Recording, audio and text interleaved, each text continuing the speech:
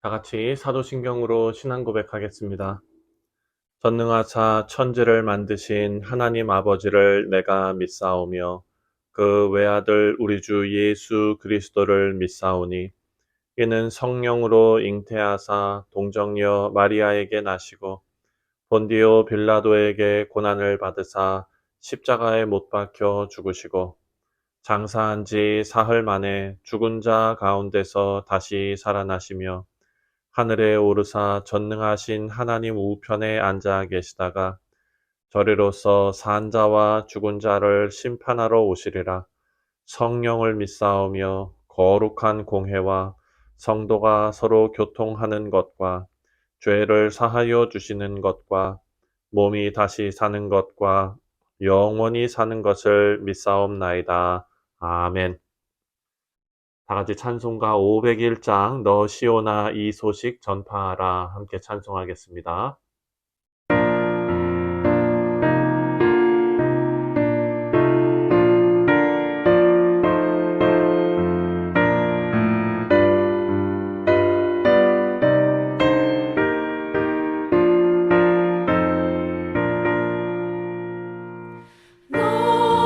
너시오나 이 소식 전파하라 영원의 주 창빛이 되신다 만 백성을 이 밝은 빛에 모아 영원한 구원 주려 하신다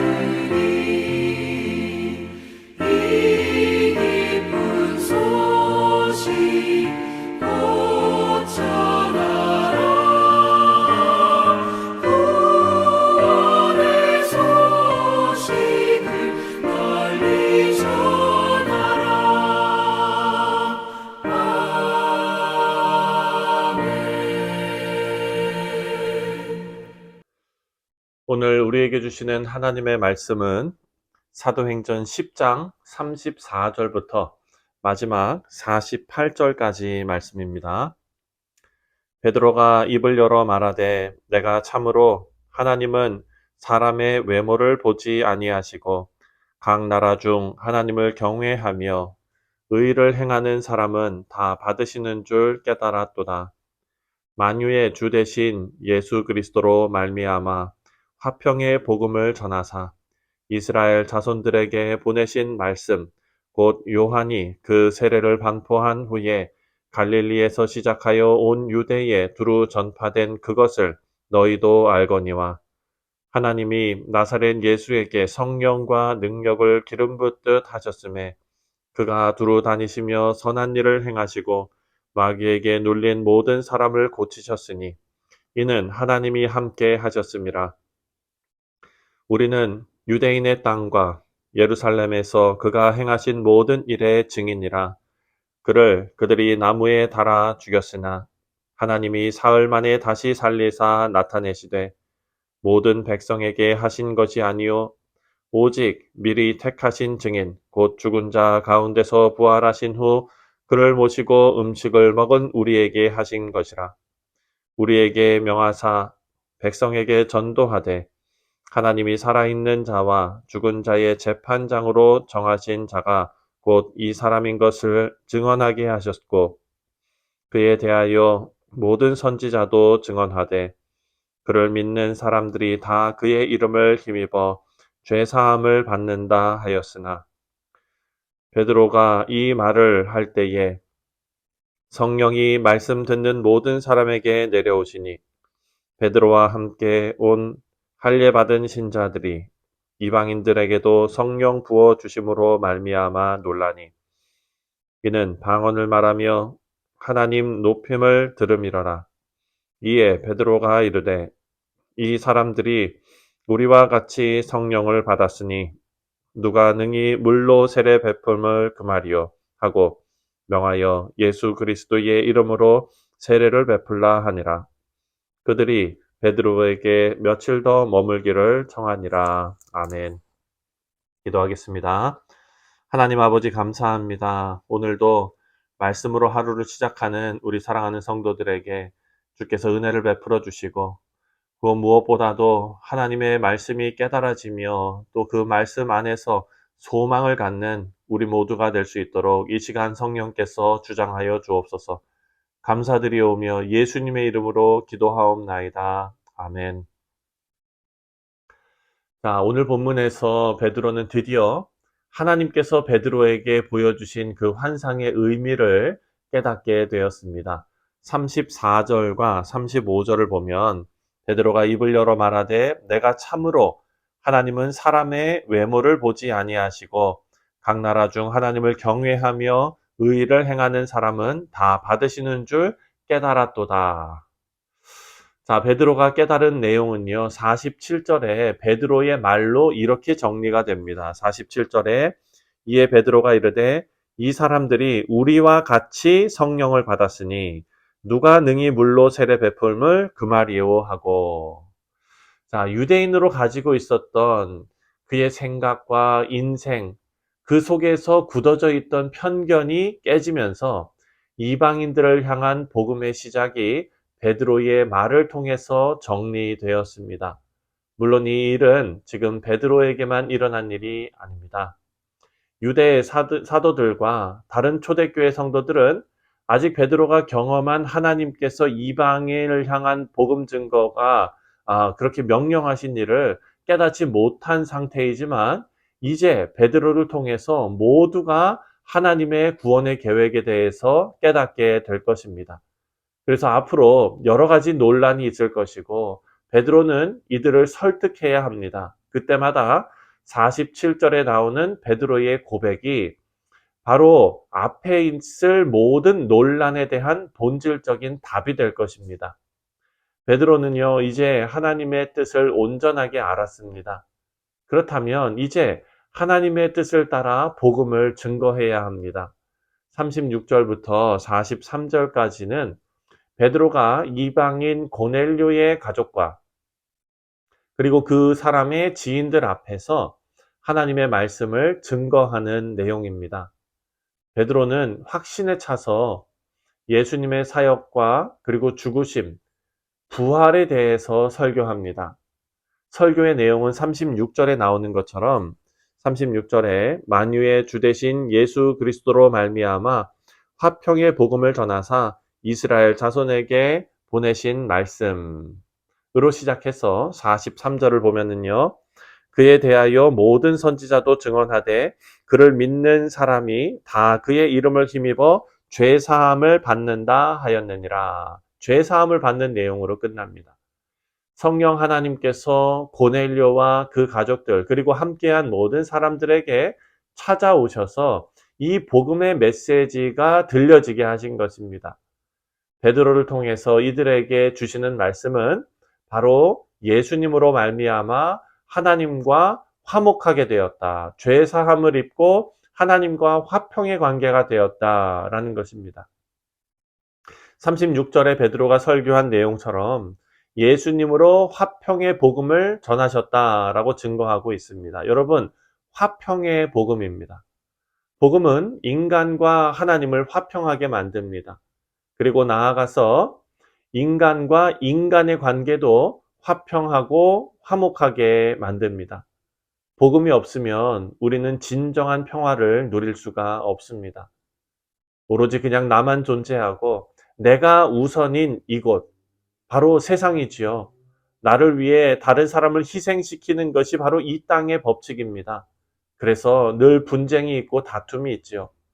우리가 지금 목격하고 있는 세계에서 일어나는 모든 분쟁과 전쟁들, 이런 갈등들을 깊이 들여다보면 다 이런 문제들에 걸립니다. 땅을 위해서 사람들을 쫓아내고요. 지하 자원을 위해서 전쟁을 합니다. 오늘 말씀이 증거하는 것은 다른 어떤 방법으로도 진정한 평화를 가질 수 없다는 것입니다. 오직 복음 안에서만 진정한 평화가 있다라는 것을 알려줍니다. 고넬료의 가정에 복음이 임했고 진정한 평화가 임하게 되었습니다. 바라고 기도하기는 우리 인생에도 하나님께서 주시는 진정한 평화가 있으시기를 주님의 이름으로 축원드립니다.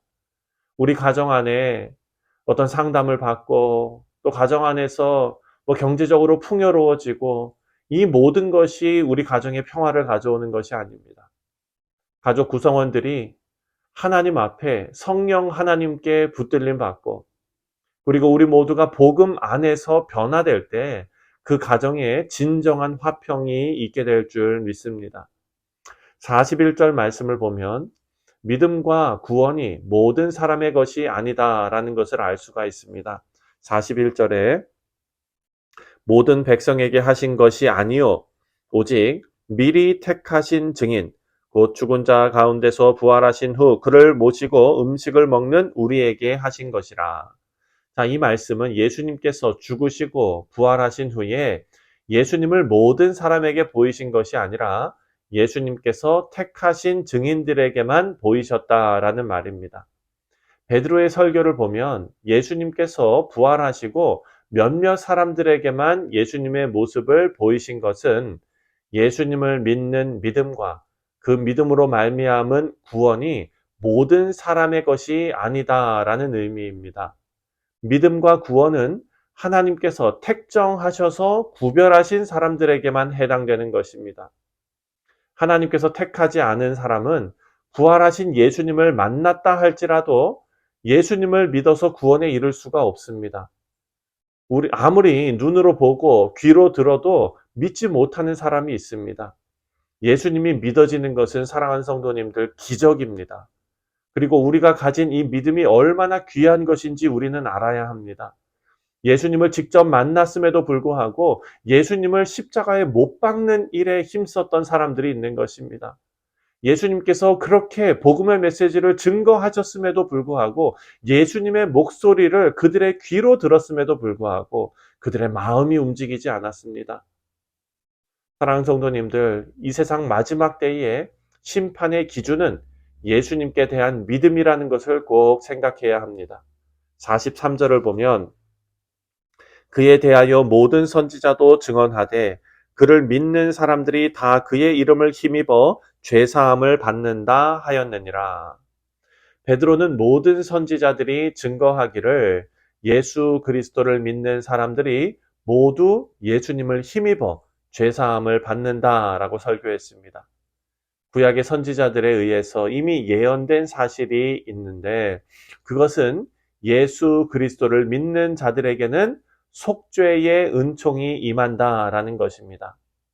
요한복음 5장 24절입니다. 요한복음 5장 24절을 보면 내가 진실로 진실로 너희에게 이르노니 내 말을 듣고 또 나를 보내신 이를 믿는 자는 영생을 얻었고 심판에 이르지 아니하나니 사망에서 생명으로 옮겼느니라. 아멘. 예수님을 그리스도로 믿고 또 예수님으로 말미암아 죄 사함을 받아야만 심판에서 벗어나게 되고 하나님의 나라에 들어갈 수 있습니다. 사랑하는 성도님들, 우리 모두는 마지막 때에 심판이 아니라 하나님께서 의인이라 칭해 주시는 그런 은혜를 받고 영원한 생명을 차지하게 될 것입니다. 이제 우리에게 남겨진 일은 하나님의 말씀이 선포되는 일에 힘쓰고 또 성령과 은혜가 임하도록 우리의 삶을 살아내는 일일 것입니다. 자, 44절을 보면 베드로가 이 말을 할 때에 성령이 말씀 듣는 모든 사람에게 내려오시니, 자, 베드로가 설교할 때에요, 성령이 복음을 듣는 모든 사람에게 내려왔다라고 그 장면을 기록하고 있습니다. 여기서 우리가 알 수 있는 것은 성령과 은혜를 사모한다면 하나님의 말씀이 선포되는 곳으로 나아가야 한다라는 것을 알 수 있습니다. 우리에게 선포된 복음의 메시지에 감사하고 또 우리 안에 믿음이 생긴 것에 감사하고 또 계속해서 말씀의 자리로 나아가서 성령 충만과 은혜 충만한 가운데 살아가시는 우리 모두가 되시기를 주님의 이름으로 축원드립니다. 사랑하는 성도님들, 우리가 늘 묵상하면서 마음속에 다짐합니다. 오늘 하루가 하나님께서 이 말씀이 우리에게 주시는 이 교훈대로 살아가는, 그렇게 살아갈 수 있는 기회를 주신 것이 바로 오늘 하루인 줄 믿습니다. 사랑하는 성도께서 이 하루를 허투루 보내는 것이 아니라 하나님 앞에 더욱더 거룩히 세워지는 귀한 일에 충성을 다하시는 복된 하루 되시기를 주님의 이름으로 축원드립니다. 기도하겠습니다. 하나님 아버지 감사합니다. 우리에게 주신 이 귀한 복음이 우리 안에서 능력으로 역사하시는 복된 하루가 될 수 있도록 우리 사랑하는 성도들과 함께하여 주시옵소서. 감사드리오며 예수님의 이름으로 기도하옵나이다. 아멘. 하늘에 계신 우리 아버지여, 이름이 거룩히 여김을 받으시오며 나라가 임하시오며 뜻이 하늘에서 이루어진 것 같이 땅에서도 이루어지이다. 오늘 우리에게 일용할 양식을 주시옵고 우리가 우리에게 죄 지은 자를 사하여 준 것 같이 우리 죄를 사하여 주시옵고 우리를 시험에 들게 하지 마시옵고 다만 악에서 구하시옵소서. 나라와 권세와 영광이 아버지께 영원히 있사옵나이다. 아멘. 네, 사랑하는 성도님들, 오늘 금요일은 우리가 늘 기도하는 것처럼 나라와 민족을 위해서 기도하는 날입니다. 열방을 향해서 두 손을 들고 기도하는 우리 뉴욕 성실 장로교회 모든 성도님들 되시기를 바랍니다.